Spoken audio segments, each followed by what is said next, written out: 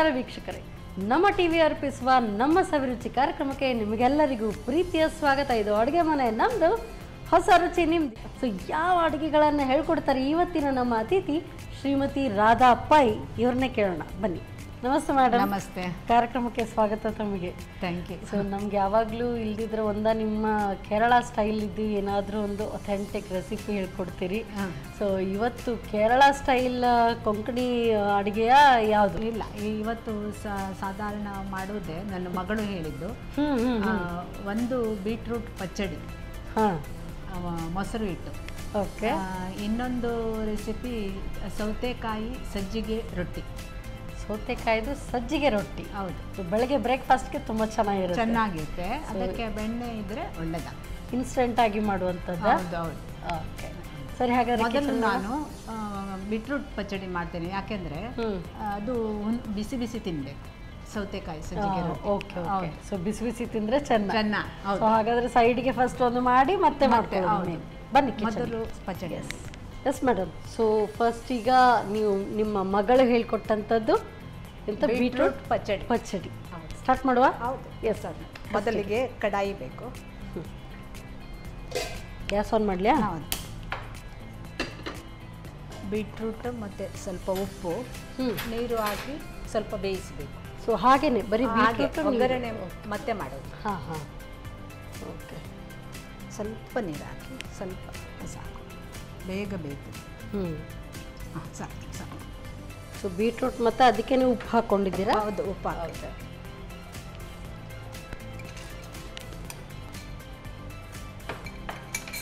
ಇದು ಉಪ್ಪು ಹಾಕಿ ಒಂದು 5-10 ನಿಮಿಷ ಬೇಯಿಸಬೇಕು.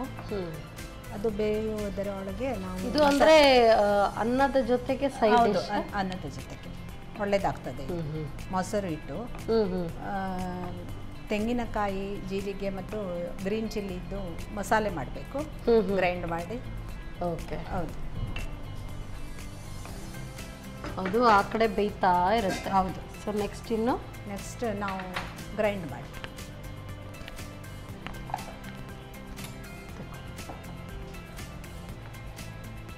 ತೆಂಗಿನ ತುರಿ ಮತ್ತು 2 ಗ್ರೀನ್ ಚಿಲ್ಲಿ. ತೆಂಗಿನ ತುರಿ ಒಂದು ಅರ್ಧ ಹೋಳು? ಅರ್ಧ ಬೇಡ, ಎಷ್ಟಾಗ್ತದೆ, ಹೆಚ್ಚಾಗ್ತದೆ ಅದು. ಮತ್ತು ಮೊಸರು ಇದ್ದ ಕಾರಣ ಒಂದು 2-3 ಗ್ರೀನ್ ಚಿಲ್ಲಿ ಇಡ್ಬೋದು. ಮತ್ತು ಜೀರಿಗೆ ಪರಿಮಳಕ್ಕೆ, ಹಸಿ ಜೀರಿಗೆ ಇದು ಇಟ್ಟು ಗ್ರೈಂಡ್ ಮಾಡಿ. ನೀರು ಹಾಕಬೇಕಾ? ಸ್ವಲ್ಪ ಹಾಕಬೇಕು, ನೋಡ್ಕೊಳ್ಳಿ. ನೀರು ನುಣ್ಣಗೆ ರುಬ್ಕೊಳ್ಳೋದಲ್ಲ? ಹೌದೌದು.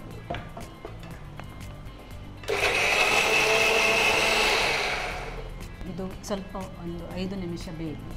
ಮತ್ತೆ ಇದಿಷ್ಟು ಸಾಕಲ್ಲ? ಸಾಕು. ಮತ್ತೆ ಈ ಗ್ರೈಂಡ್ ಮಾಡಿದ್ದು ಹಾಕಿ ಮತ್ತೆ ಮೊಸರು ಬೆರೆಸಿ. ಇದು ಅದೇ ಟೈಮಲ್ಲಿ ತಿಂದು ಮುಗಿಸ್ಬೇಕಾ ಅಥವಾ ಇಟ್ಕೊಳ್ಬೋದು? ಸಂಜೆ ಇಟ್ಕೊಳ್ಬೋದು, ಏನಾಗೋದಿಲ್ಲ. ಹೌದು, ಏನಾಗೋದಿಲ್ಲ, ಇಟ್ಕೊಳ್ಬೋದು. ರಾತ್ರಿಗೂ ಆದರೂ ಇಡ್ಬೋದು. ಸೊ ನೀವು ಏನು ಕೇರಳ ಸ್ಟೈಲಲ್ಲಿ ಸರಿ ಮಾಡಲಿಲ್ಲ? ಯಾವಾಗಲೂ ಏನಾದರೂ ಒಂದು ಅಲ್ಲಿದ್ದು ಮಾಡ್ತೀರಿ? ಮತ್ತೆ ಯಾವಾಗಲೂ ಅದು ಇದು ಮರಗೆಣಸು ಅದೇ ಮಾಡೋದಂತ ಅದರದ್ದು ಸುಮಾರು ಮಾಡ್ತೇವೆ ನಾವು. ಚಪಾತಿಗೆ, ದೋಸೆಗೆ ಎಲ್ಲ ಬಾಜಿ ಹಾಗೆ ಮಾಡ್ತೇವೆ. ಮತ್ತೆ ಅದು ಫ್ರೈ ಮಾಡ್ತಾರೆ. ಅಂಬಡೆ ನಾನು ಇಲ್ಲಿ ಮಾಡಿದ್ದೇನೆ ಅಂತ ಬೇರೆ ಒಂದು ಕಟ್ ಮಾಡಿ ಒಂದು ಮಾಡ್ತಾರೆ, ಅದಕ್ಕೆ ಅಟ್ಟೆ ಬಜೆ ಅಂತ ಹೇಳೋದು. ಅಟ್ಟೆ ಬಜೆ? ಹೌದು, ಅಲ್ಲಿ ತಲಶೇರಿ ಸೈಡ್ನವರೆಲ್ಲ ಮಾಡ್ತಾರೆ. ಮತ್ತೆ ಒಂದು ಅವರು ಬಾಯ್ಲ್ಡ್ ರೈಸ್ ಇದು ಹಾಕಿ ತೆಂಗಿನಕಾಯಿ ಇಟ್ಟು ಎಲ್ಲ ರೊಟ್ಟಿ ಮಾಡ್ತಾರೆ, ಫ್ರೈ ಮಾಡೋದು ಅದು ಎಣ್ಣೆಯಲ್ಲಿ. ಓಣ ದಿವಸ ಅದು ಬೆಳಿಗ್ಗೆ ಮಾಡೋದು. ಇದು ಕೂಡ ಬ್ರೇಕ್ಫಾಸ್ಟ್ ರೆಸಿಪಿ ಅಲ್ಲ, ಅದು ಅವರಿಗೆ ಓಣಂಗೆ ಬೆಳಿಗ್ಗೆ ಮಾಡೋದದು. ಬ್ರೇಕ್ಫಾಸ್ಟ್ ಅಲ್ಲ, ಹೀಗೆ ತಿನ್ನೋದು. ಅಯ್ಯೋ, ನೀರು ಹಾಕಬೇಕಾ? ಬೇಡ. ಈಗ ಅಲ್ಲೇ ಅದಷ್ಟೇ ನೀರಲ್ಲಿ ಬೆಂದಿದೆಯಾ? ಚಿಕ್ಕ ಪೀಸಸ್ ಆಗಿರೋದ್ರಿಂದ ಬೆಂದಿರುತ್ತೆ. ಹೌದು. ಇದಕ್ಕೆ ಇದು ಗ್ರೈಂಡ್ ಮಸಾಲೆ ಮಾಡಿ. ನೀರು ಸಾಕಾ? ಸಾಕು. ಇದ್ರೆ ನೀರು ಇರ್ತದಲ್ವಾ, ಅದು ಸ್ವಲ್ಪ ಇದು ಕುದಿಸ್ಬೇಕು, ಇಲ್ದಿದ್ರೆ ಹಾಳಾಗ್ತದೆ ಸಂಜೆ ಆಗುವಾಗ. ಸ್ವಲ್ಪ ನೀರು ಹೇಳಿ ಹಾಕ್ಲಾ? ಸ್ವಲ್ಪ ನೀರು ಹಾಕ್ಲಾ ಇದೆ? ಹಾಕಿ. ಸ್ವಲ್ಪ ಕುದಿ ಬರಲಿ. ಕಲರ್ಫುಲ್ ಆಗ್ತದೆ ಇದು. ಪಿಂಕ್ ಪಿಂಕ್ ಕಲರ್ ಬರುತ್ತಲ್ಲ? ಹೌದು. ಇದು ಕಟ್ ಮಾಡಿದ ನಂತರ ತೊಳೆಬಾರ್ದು. ಮೊದಲೇ ತೊಳೆದು ತೆಗೆದು ಇಡೀ ಬೀಟ್ರೂಟ್ ತೊಳೆದು ಮತ್ತೆ ಕಟ್ ಮಾಡಬೇಕು. ಆಗ ಅದರ ಪ್ರೋಟೀನ್ ಅಂಶ ಎಲ್ಲ ಇದರಲ್ಲೇ ಇರ್ತದೆ. ಇಲ್ದಿದ್ರೆ ತೊಳೆಯುವಾಗ ನೀರು ಕಲರ್ ಎಲ್ಲ ಹೋಗ್ತದೆ. ಹೌದು ಹೌದು. ಒಂದು 2 ನಿಮಿಷ ಇರಲಿ ಕುದಿ.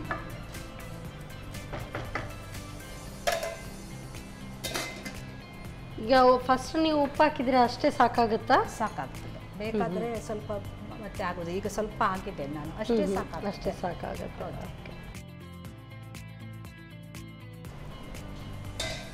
ಇದು ತೆಗೆದು ಒಂದು ಸಲ ಹೀಗೆ ಕೈ ಆಡಿಸಬೇಕು. ಮತ್ತೆ ಓಪನ್ ಇರಲಿ, ಯಾಕೆಂದರೆ ಬೇಗ ಡ್ರೈ ಆಗ್ತದೆ. ಇದು ಡ್ರೈ ಆಗಿ ಬರಬೇಕು. ಹೌದು, ಪಲ್ಯದ ರೀತಿಯಲ್ಲಿ ಬರುತ್ತೆ ಇದು. ಹೌದು, ಡ್ರೈ ಇರ್ತದೆ. ಹೌದು. ನಾನು ಪಚ್ಚಡಿ ಅಂತ ಅಂದರೆ ಸೈಡ್ ಸ್ವಲ್ಪ ಈ ಮೊಸರೆಲ್ಲ ಹಾಕಿ ಸೈಡ್ ಸ್ವಲ್ಪ ತೆಳುವಾಗಿರುತ್ತೆ ಅಂತ ಎನಿಸಿ. ಹೆಚ್ಚು ತೆಳುವಲ್ಲ, ಸಾರಿನ ಹಾಗೆ ಹಾಗೆ ಹೆಚ್ಚು ಡ್ರೈ, ಸಾಧಾರಣ ಡ್ರೈ ಆಗ್ತದೆ.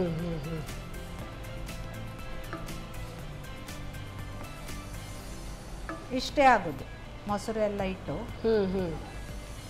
ಸೊ ಯಾವಾಗಲೂ ಒಂದೇ ರೀತಿ ಅಂದರೆ ಈ ಬೀಟ್ರೂಟ್ ಕರಿ ಇದೆಲ್ಲ ಮಾಡೋ ಬದಲು ಇದು ಸ್ವಲ್ಪ ಇದು ಅನ್ನಕ್ಕೆ ಕಲಸಿ ಕೂಡ ತಿನ್ಲಿಕ್ಕೆ ಆಗ್ತದೆ. ಹೌದು.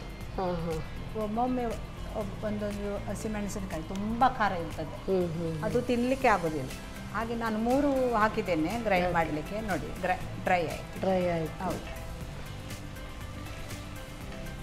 ಇದು ಉಪ್ಪು ಹಾಕ್ತೀನಿ. ಈಗ ಡ್ರೈ ಆಯ್ತಲ್ಲ, ಸ್ವಲ್ಪ ಕಲಸಿ.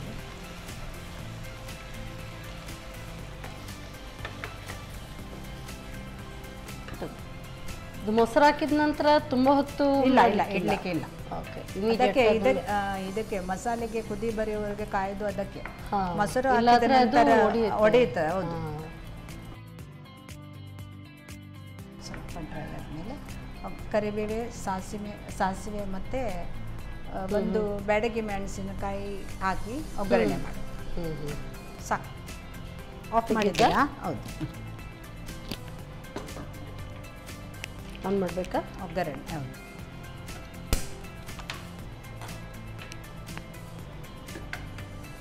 ಎರಡು ಸ್ಪೂನ್ ಎಣ್ಣೆ,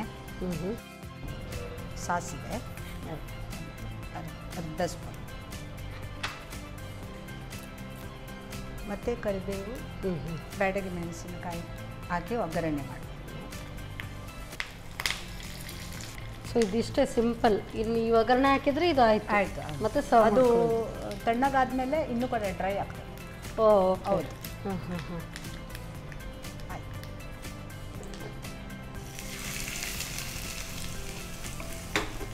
ಡೈರೆಕ್ಟ್ ಸರ್ವ್ ಮಾಡೋದಾ? ಹೌದು.